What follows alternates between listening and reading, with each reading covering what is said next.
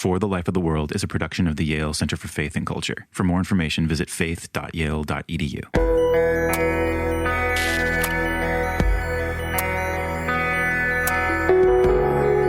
Justice is not alive, is not animated until people stand up. Because my sense is that justice is not an act, justice is people. Just the same way that freedom is not something that is granted, freedom is something that we have inside. And in essence, no matter how much I was incarcerated, my freedom is something I already had inside. We must strive by all means to create a nation that respects human life, a nation that restores human dignity, because Zimbabweans had lost their sense of self-worth because of what we had been through. This is For the Life of the World, a podcast about seeking and living a life worthy of our humanity. I'm Evan Rosa with the Yale Center for Faith and Culture. Zimbabwe was a British colony called Rhodesia until it gained official independence in 1980.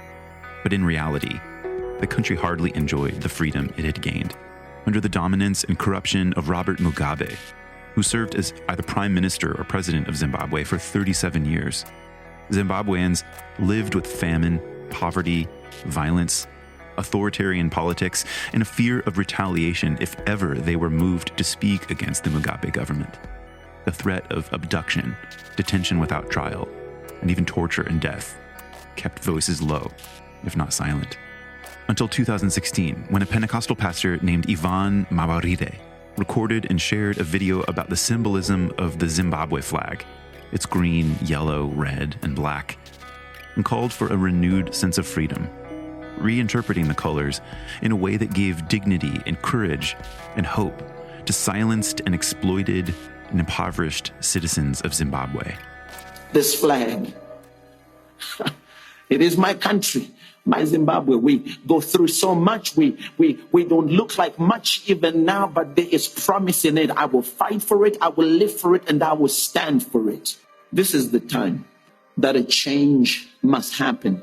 Quit standing on the sidelines and watching this flag fly and wishing for a future that you are not at all wanting to get involved in. This flag, every day that it flies, is begging for you to get involved, is begging for you to say something, is begging for you to cry out and to say, why must we be in the situation that we are in? This flag, it's your flag, it's my flag.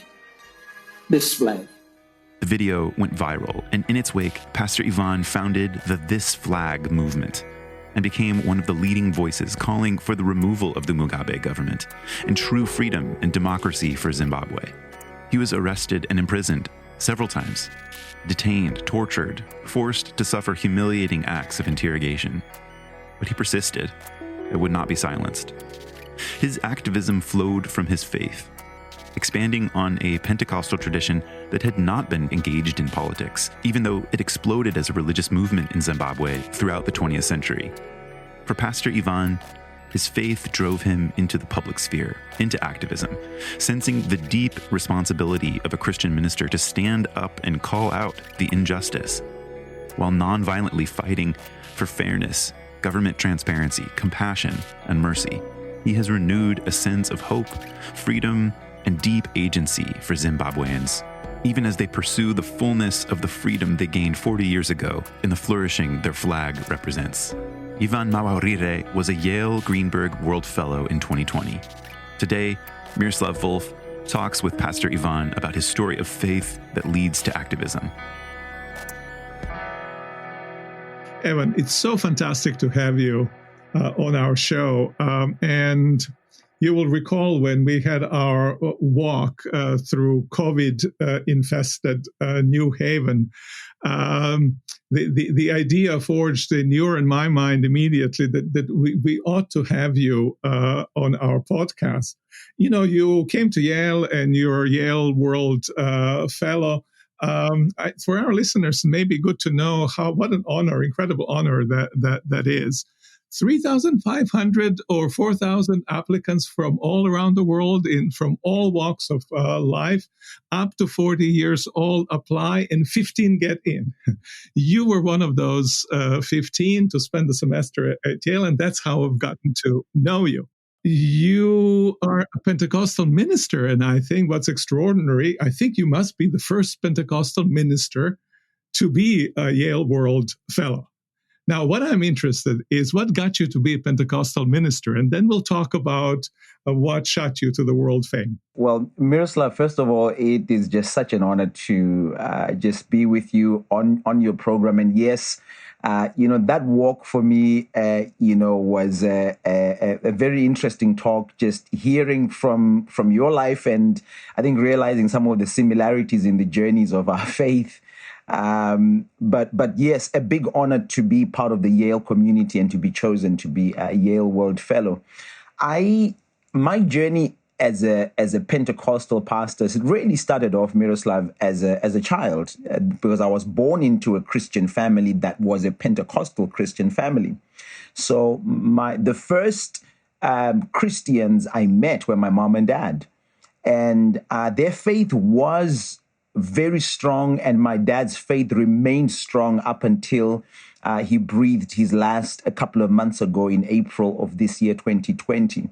And it had a very strong imprint on my life, on the kind of belief system that I would later on choose as my own as well. So that's where that journey starts. But the decision to then become a Pentecostal minister actually came after a stint I had done in the corporate world, and I was in marketing. And I had an encounter where I was at a church where I was helping out in the youth department, and I was struck by the needs of the young people at the time, just the kind of direction they needed, the kind of guidance that they needed. And the interactions I had with these young people gave me a sense of purpose. I found it very, very, very purposeful to be talking with them, discovering which direction to take, the things to avoid. And it drew me in. And at that point, I felt I discovered what for me would be my life purpose, helping people. I wanted to help people. So I made a decision right away that I wanted to become a pastor, that I wanted to help people. I wanted to speak into people's lives, especially with the foundation of faith. And so I began my journey as a student at the local Bible school. And a couple of years later, I began pastoring in Zimbabwe. And obviously, one of the big needs of young people in particular, but of all Zimbabweans, was a kind of dire political situation that was there for many years, but in particular in 2015 or so. And you became a leader of the protests against Robert Mugabe. Can you tell the moment at which that dawned on you that that's the route you should take? Oh, man, what a moment it was. It'll live with me for the rest of my life, really, because there are times I look back on that moment and think, were you crazy? What were you doing? And then there are times when I look back on it and think that it could have only been by inspiration of God in my life. Now, I was sitting in my small church office. It was April 19, 2016. And you're right, Zimbabwe had gone through years and years of socioeconomic collapse. Young people had lost so much in terms of dreams, opportunities, hopes, and not just young people. I mean, I'm talking about even older people. And so I'm sitting there and I'm thinking to myself, the country is beginning to collapse again. The difference this time from the collapse, the last time it had happened 8 years earlier, is that this time I'm a father. I have 2 little children and I have a third one on the way. And I'm thinking to myself, shall these children also lose their future? Shall they also lose their opportunities like I lost mine, like my father lost his, like my grandfather lost his? And so immediately I sit there and I think to myself, not another generation should go through this. Not another generation should face the abuse. And I grab my phone and I record this video that eventually starts this movement and, of course, catapults me into all sorts of directions, whether you want to call them fame or whether you want to call it deep suffering, whichever way. But it was that moment of realizing that I cannot let another generation face this. I cannot let another generation go through what we went through simply because they remained silent or they remained quiet. And being a pastor for me had allowed me a window into the lives of people, the real lives of people, because you take people through counseling, you sit down with people and talk with them in terms of what they're going through, and you get a chance to see what people are really faced with. And so I felt like I just couldn't sit back and let that carry on. A brilliant idea to have a tagline for the whole thing, this flag. When you see the photos of people draped in flags and protesting against the oppressive rule and exploitative rule, tell me about that idea. Again, an idea which I had not planned. Whenever I tell the story and I talk about the fact that I am what you might want to call an accidental activist, because really what I wanted to be, Miroslav, I wanted to be a pastor for a church. And we had a small church, a small community church. And I wanted it that way. Our small church that was doing what it was doing in the community. And so when I did this 4-minute video where I was ranting about the way things were in Zimbabwe, and really also talking about how Zimbabweans needed to stand up, that no one was going to do it for us, I did it holding the Zimbabwe flag. And in my mind, what happened during this very unscripted moment was that I was thinking through what the colors of the Zimbabwean flag actually mean. And they all have a meaning. When we were kids, they taught us the meaning of the Zimbabwean flag. And at the end of that meaning, you start to discover that it's a promise. It's a promise being made to generations to come that this will be a nation of free people.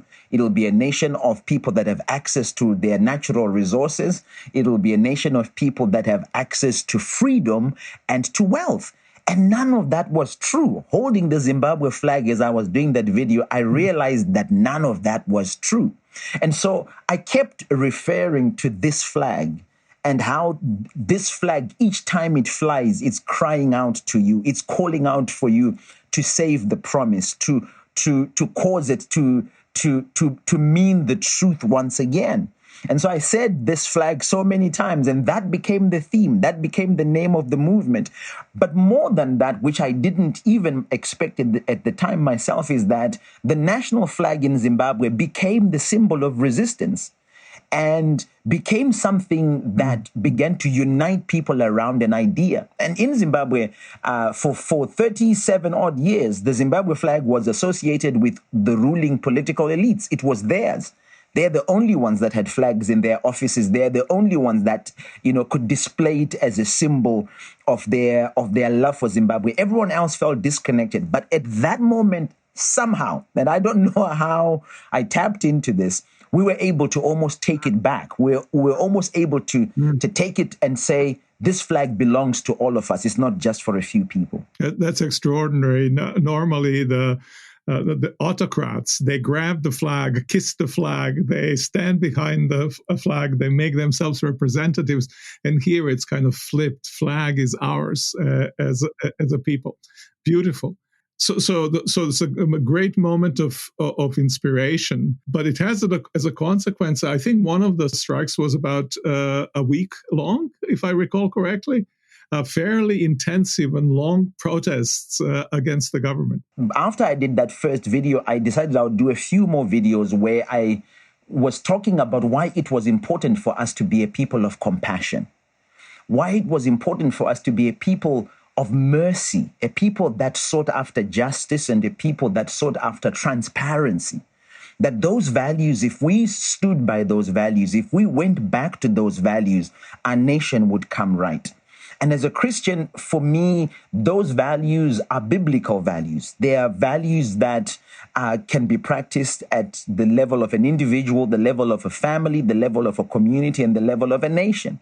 And eventually, after the government began to call me a sellout and someone who was being used by foreign governments to dislodge them and to destabilize them, I said, look, I think you're missing the point. We're not trying to dislodge you or to get you to leave power. We're trying to get you to listen, because the weakest of our society, those without voices, are struggling. It is illegal in Zimbabwe to do a street protest. So I decided that we would do a reverse protest. Instead of going on the street, we would do a non-violent protest where we asked families, we asked individuals, people to stay at home, to not go to work, to not open their businesses, to in a sense just boycott going anywhere as a way of speaking truth to power. When it was time to call that protest, I didn't know how many people were listening. I didn't know what our reach was. We had never held a rally. We had never held a gathering because it was not allowed. So all my work was through videos on social media, and I didn't know what the reach was. But at this point, my sense, Miroslav, was that if we don't stand up, if we don't say something, even if it's just a few of us, our children would hold us to account one day and say, why did you do nothing? So in 48 hours, and I remember calling this, and whenever I watched the video back in which I called for the protest, I thought it was crazy because I asked people to do this in 48 hours. In a sense, I was asking people to shut the country down in 48 hours. Who was I? I had no public position. I was not a public official. I did not have a national organization, in the sense that I thought we had. But it was the passion. And dare I say, it was also frustration that I was feeling. And so I called this protest, and believe it or not, in 48 hours, we had the entire country come to a complete standstill. Everybody listened, and the whole thing shut down. I have never been more scared and more excited at the same time than I was when that happened. But it was a build-up. So we had a whole week of these videos I did speaking about these values I spoke about, and then I called for this protest, and it was a big success. But then that began a fresh journey ahead of me as well that I really hadn't packed any bags for. Tell us a little bit about that journey. That journey now meant that the government regarded me and a few young friends that were helping me and we were really helping each other to speak truth to power. It meant that the government now regarded us as their chief enemy. And Robert Mugabe, who was the president of Zimbabwe for 37 years at the time, began to talk about us being elements that were causing instability. The unfortunate thing is that it made people in the country really stand with us, because they could see that we were really standing up for truth. We were standing up for transparency, justice, and mercy, and being a voice for the voiceless and those that were weak. And so when this protest then happened and it was a success, I was arrested immediately. I remember having gone into hiding just before I was arrested. My wife was pregnant at the time. I was really scared for my family. And the police were out and about looking for me because they claimed that I had caused instability in the country, that I was trying to cause an insurrection. And so eventually I handed myself into the police and was arrested, and immediately I was charged with attempting to subvert a constitutional government. And according to the set of laws in Zimbabwe, this is a crime that attracts a 20-year jail term if you're found guilty without any option for a fine. And so here I am sitting in a jail cell and ready for going to court, where I am going to be arraigned and either be granted bail or denied bail. And something amazing happens, Miroslav, at that time. It was a very low point in my life. It's the first time I had ever been to a prison. I'd never been charged for anything more than a parking fine. And here I am now sitting in a jail cell, filthy jail cell, being charged with attempting to overthrow an entire government by myself. It was me and my Bible and my flag. And I'm sitting there in tears because I'm thinking, God, how have I ended up in this situation? I was only trying to do good. And as I'm sitting in this jail cell just outside the courts, I hear singing outside. It's a moment that still grabs me emotionally and still moves me, because the singing that was coming from outside was a song that we have sung in Zimbabwean Pentecostal circles for years. And the song says, the lyric says, and Zimbabwe shall be saved, and Zimbabwe shall be saved. The Holy Spirit must come down, and Zimbabwe must be saved. And I didn't know who was singing this song until I asked the prison guard, and he told me that there were thousands of people with flags who were kneeling in the parking lot of the, of the courts, and they were singing because they had gathered because they believed that I had stood up for what was right and I had been wrongly accused, and they had come to stand with me and to demand my release. I still had tears in my eyes, but the cry changed immediately from being one of despair to being one of absolute amazement in what God could do with the people and in the people's hearts when change is needed. And so it became that evening an incredible moment when I was brought before the magistrate. It was late at night because people kept coming. Thousands and thousands of people kept coming to the courts. People were messaging each other, we've got to go there. We've got to go and support this man. What he did was for us. And it was just amazing. And eventually the magistrate had to let me go because of the thousands of people who had gathered. And I remember when I was released, it was about 8:30 at night, and I was released into a sea of people who had gathered. They were singing, we knelt down and we prayed right there in front of the courts in the middle of the night. And immediately I was whisked away. The state believed that they had been embarrassed and that I had a case to answer. And I escaped the country overnight, through that same night, through a secluded border, and eventually found my way into a safer country. But that night proved to me that when a people begin to seek their freedom, it is impossible to stop them. It is impossible to instill fear in them, because what we were breaking at that point in Zimbabwe was a spirit of fear. And I felt as if God had suddenly provided the most unusual way, the most unexpected way to embolden people. I love the scripture in the Bible where David, as he's standing in front of Goliath, and his brothers say to him, "What do you want here? We know you. We know how conceited you are. Who have you left those few sheep with?" And David answers them and he says to them, "Is there no cause? Is there no cause?" And I think on that night as I escaped and crossed the border, that the Lord had given us a cause, a genuine cause to stand behind, that millions of people, without signing them up and conscripting them into a movement, had sensed the genuineness, had sensed the need for a new, clean voice to speak up, and they had responded not just with their physical selves, but I think that a fair bit of their spirituality was involved in that moment and in the moments that followed in the months to come. It's very interesting that what you say about the fear struck me as so profoundly important. What was in the way before was the spirit of fear, or maybe despondency, or maybe lack of hope. We can't do anything, and if we do, we're going to be crushed.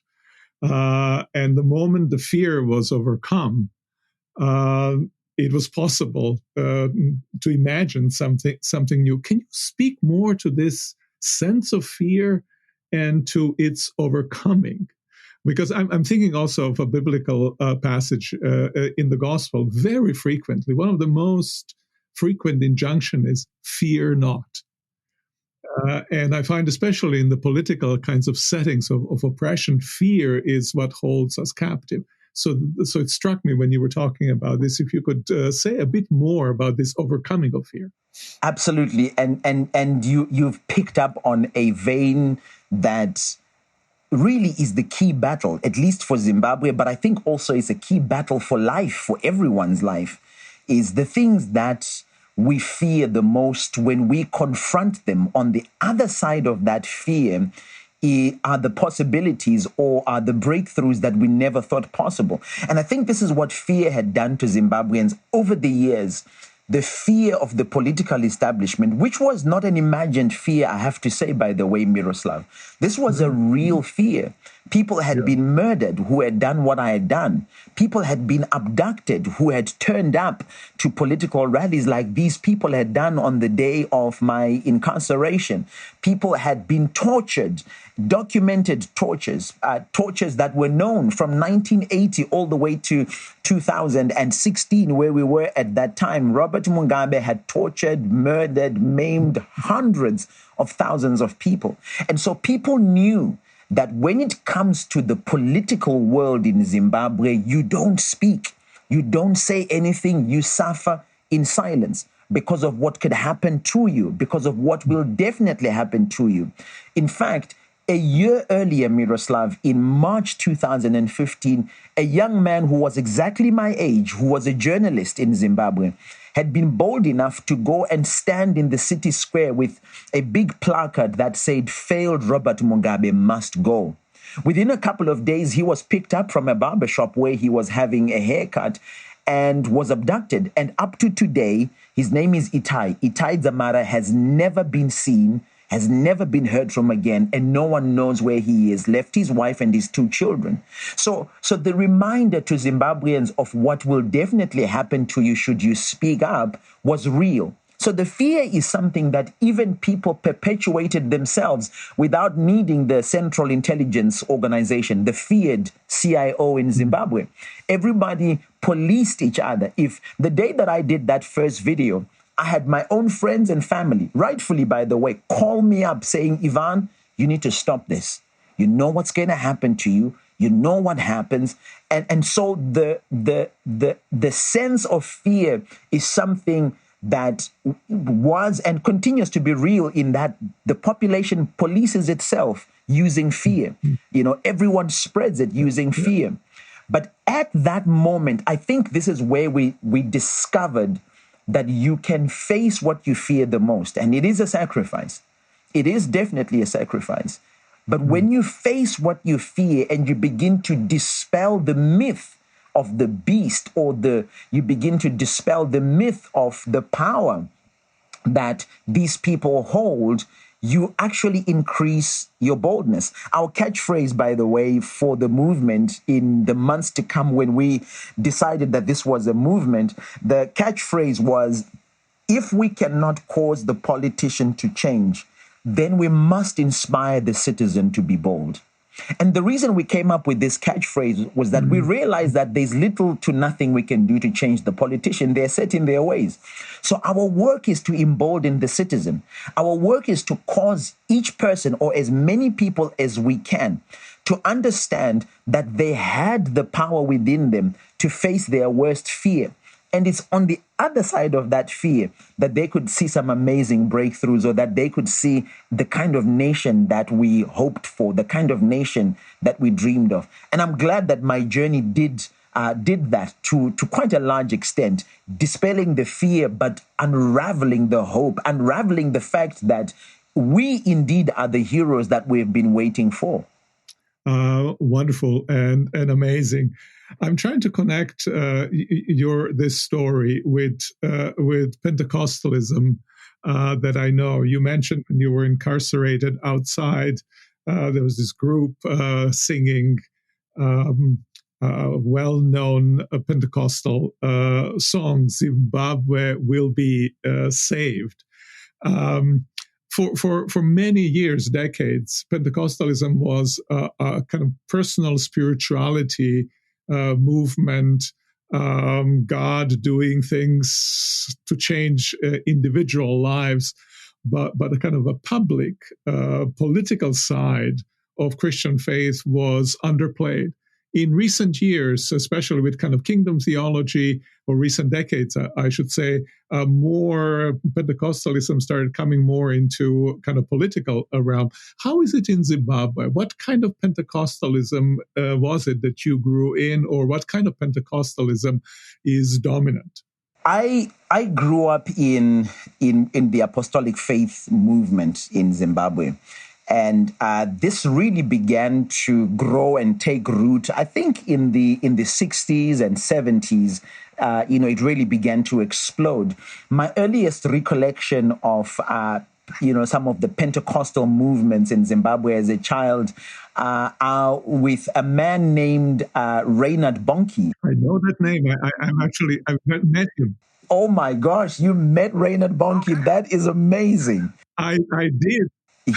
He packed out stadiums and packed. In fact, they got to a point where when Reinhard Bonnke was holding crusades, what we called crusades in Zimbabwe and Africa at the time, they had to use wide open spaces, and there were people as far as the eye could see that would attend these big meetings, and these big meetings were very much reliant on the presence of the Holy Spirit. We're very much reliant on the fact that God was empowering people using His Spirit to live amazing lives, to do amazing things in their communities in terms of peace, in terms of physical healing, in terms of joy in your life, in terms of turning your life around from poverty to prosperity. And I found that this had a huge impact on my life, and this has continued to be, a very dominant aspect of the faith and a dominant aspect of Christianity, or at least, Pentecostalism, in Zimbabwe. But one of the things that it lacked was this aspect of being able to speak truth to power, especially the political power of the day. Mm-hmm. There seemed to be a sense that as Christians, we accept the leadership that we have, or we accept what the leadership we have does, because this leadership was given to us by God. That's how I would interpret Reinhard Bonnke as a position. Don't rock the boat politically, concentrate on individuals and their transformation. Exactly.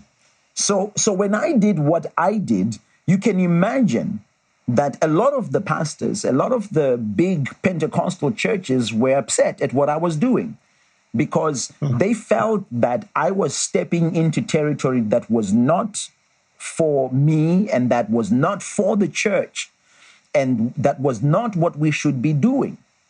And so the first couple of months as I stepped out to do what I was doing, a part, not the entire part, a part of the Pentecostal movement left me as a pariah and was detached from what I was doing. Now, later on, I have to say that many good pastors, many good women and men of God who led Pentecostal movements came to my defense, came to my rescue, and to speak up as well. But initially, that was the stance. Many Christians felt that I was mixing Christianity, or I was mixing the mandate of God with the mandate of men, the politics of the world and the gospel, and that the two were not supposed to mix.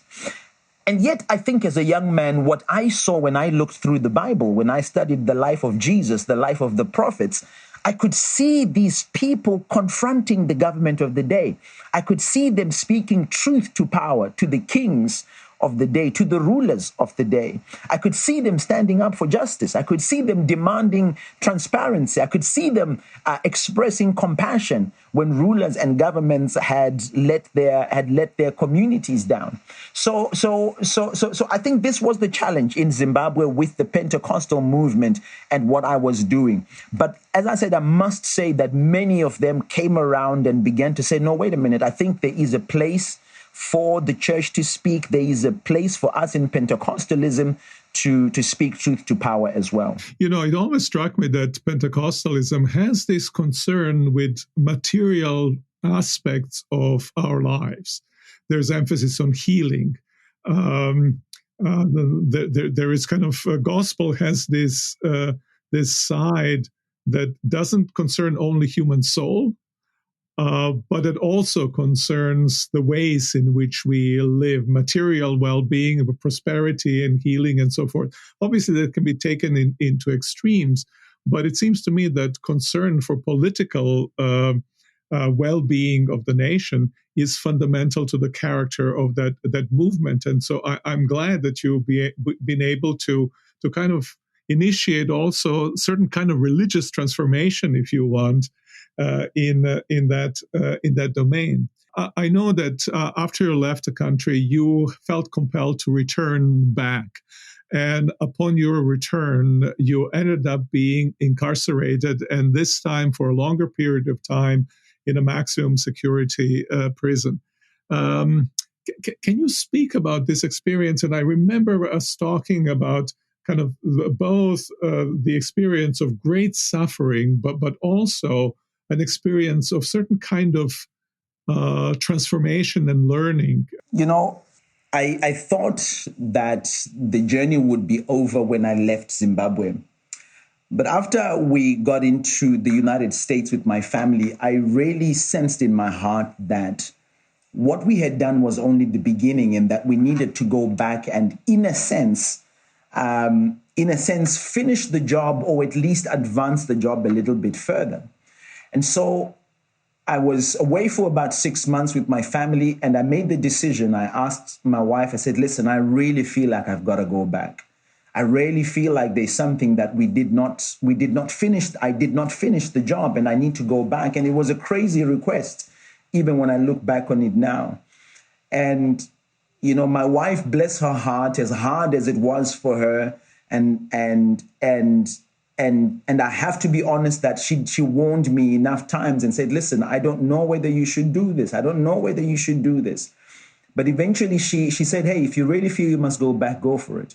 So I landed back in Harare in Zimbabwe on the 1st of February 2017, and immediately on arrival, before my passport could be stamped, I was arrested immediately. Taken off to a room, I was strip searched, I was interrogated. And this time I was taken again by the police and charged once again with attempting to overthrow the government. This time the charge stuck. People did not gather at the courts. This time it happened very quickly. And then I was thrown into Chikurubi Maximum Security Prison. Chikurubi Maximum Security Prison is a place where convicted criminals go. I was not a convict yet. I was awaiting trial, and yet I was thrown into this prison. A very tough place, and it was a very tough season for me at the time. It's Chikurubi is a place where, you know, there's no running water there. The cells are just, you know, kind of like maybe 40 feet by 40 feet by 40 feet, you know, cells. And there's 43 men that live in that space. There are no beds. You sleep on the floor, the concrete floor. There are no toilets. You have a hole in the corner, you know, where everyone relieves themselves. Everyone has a maximum of 2 blankets each. You keep all your belongings in small buckets. And I was subjected to all kinds of treatment there, from beatings to just inhumane searches where you were singled out and stripped naked and searched. I was put into solitary confinements whilst I was there. But during that time, and I spent about a month in Chikurubi Maximum Security Prison. And whilst I was in that prison, one of the things that actually took place, that happened, was an encounter with the other prisoners who were there. And that, in a sense, really changed my life a lot. As hard as it was, these encounters with these men, many of them who were convicted of crimes that they admit to have done, these encounters changed my life concerning why I was doing what I was doing. I was not a stranger to them. They knew who I was through some of the news that had filtered into the prisons. But I was struggling on my arrival with being in prison. I'll never forget this one young man who was serving 18 years for armed robbery. And he confessed himself to me. He says, listen, I did it. That's, you know, I did. I robbed these people, you know, at gunpoint. But he had given his life to the Lord for the 9 years he had been there, and had become a powerful advocate for the gospel. And he found me one day, this young man found me one day sitting in the corner of the cell. I was having a very difficult time, Miroslav. I was thinking about the mistake I had made in coming back to Zimbabwe. I was thinking about being stuck in Chikurubi maximum security prison. I was thinking about being convicted. I was thinking about being tortured. I was thinking about my family and that I should have listened to my wife. And so I'm sitting in the corner, head between my legs. If there ever was a picture of a really scared man, that was one. And this young man came to me and he says to me, you know, you don't have the time to be doing what you're doing. And I remember putting up my head thinking to myself, who is this? And why would you even say that? And he says to me, there are men in this prison that are counting on your presence here to be their hope. And to see you like this would destroy them. And so you need to stand up. You need to get up. And I remember I said to him, how do I do that? I'm in prison. Just look at me. Look at these clothes I'm putting on. I'll never forget the clothes that they give you to wear in prison. The ones I was given were so dirty, they hadn't been washed in a long time, that in the collar, in the hems, in the collar, and I remember in the sleeves of these clothes, there were lice eggs that were in there. And I had to get one of the prisoners to help me burn off the eggs with a match that he had that they used to smoke cigarettes. It was and so for me, this was a dire situation. And this young man said to me, I want you to look at the walls that are holding you back and understand that there is a bigger prison that holds you back than these walls, and it's the prison of your mind. And he says to me, if you don't deal with this, you're going to serve 2 jail terms, or you're going to be incarcerated by 2 jails. One is the physical jail you see, and the other is the mental jail of distress and depression. But if you look at these walls and ignore them, he says to me, Pastor Ivan, ignore these walls. Behave as if they are not there, they don't exist. These prison guards, behave as if they are not here. Go about every day, make appointments with these other prisoners, these men you see in here. Make appointments with them, sit with them, hear their stories, tell them your story, exchange hope with them. And if you do that, you will be freer than those who are free. I'll never forget that conversation for as long as I live, Miroslav, because it changed me. And I remember thinking to myself, when I left Chikurubi after about a month and a half. And I remember thinking to myself as I left that I think they made a mistake by sending me here, because I came here and I am stronger as I leave than I was when I came in. And it was because of that one encounter with that young man. There were many other encounters we had in the midst of just a horrible situation, the tortures, the beatings that would go on whilst we were in there. You know what? I was going to end our conversation by asking you, what do you think makes a life truly worth living? But it seems to me that your entire story has told me and told our audience what you think and how you acted. But if you want to say something about that on top of what you've already said so beautifully and powerfully, please be my guest. You know, Miroslav, I think the one thing I've learned in this journey is that a life worth living is a life that is lived for the benefit of others. And the more and more we realize that in everything that we do, whether in our pursuit of wealth or in our pursuit of happiness, in our pursuit of health, in our pursuit of personal satisfaction and fulfillment, if we leave out the aspect of helping other people, truly and genuinely helping those people without expecting anything in return, we're going to miss the essence of what it means to live a fulfilled life.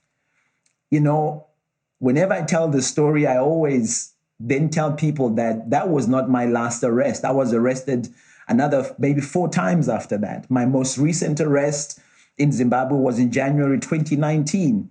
And I thought I'd been to Chikurubi for my last time when I met this young man. But I went back in 2019 in January for another month and couldn't believe I was back, and had some more low moments, but had many more high moments once again, because of the fact that I understood that I find myself in places and spaces because because someone there who's having a worse time needs my help. That last visit, Miroslav, I met a friend I went to high school with. It was one of the most shocking encounters. And he was in there for murder. And with this young man, we sat down and he said to me, you know, Ivan, I've served 20 years of my sentence. I'm almost leaving the prison. If I could find the family of this young lady I murdered and just tell them how sorry I am, they don't have to listen to me. They don't have to accept my apology. But if I could just get a chance to do that, I would be happy. And I'll never forget, I left the prison and I was sharing my story of being in prison with a group of pastors. And the pastor stood up when I spoke about this young man who murdered his girlfriend, and he began to cry. And I asked him what the matter was. And he said to me, you wouldn't have known this, but the young man you speak of murdered my niece. Oh, wow. That's my niece. And I broke into tears because once again, I was watching God at play using my worst circumstances to deliver a message that desperately needed to get to a family. And this man said to me, hearing you speak of this young man has made me make a decision that I'm going to go and speak to my family and ask them to consider giving this young man an audience when he comes out. And that began an incredible journey of forgiveness and an incredible journey of this young man eventually getting a chance to meet up with this man and some of his family to express his regret at what happened 20 years ago. So even at our worst moments, Miroslav, our lives can mean something, if not for us, definitely for somebody else. Evan, thank you so very much for this conversation, and may we learn lessons from you. Those prison walls, they need not oppress us, and turn our lives to serve others. Thank you so much. Thank you so much, Miroslav. God bless you, my friend. You too. You too.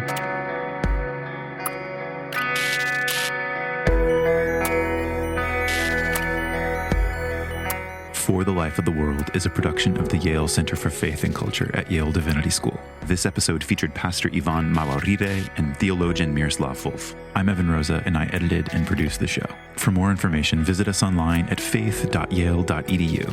We produce a new episode every Saturday, and you can subscribe through any podcast app. We're grateful that you're listening to this podcast. We're passionate about making this work consistently accessible to people who are genuinely concerned about the viability of faith in a world racked with division, contested views about what it means to be human, and what it means to live life well.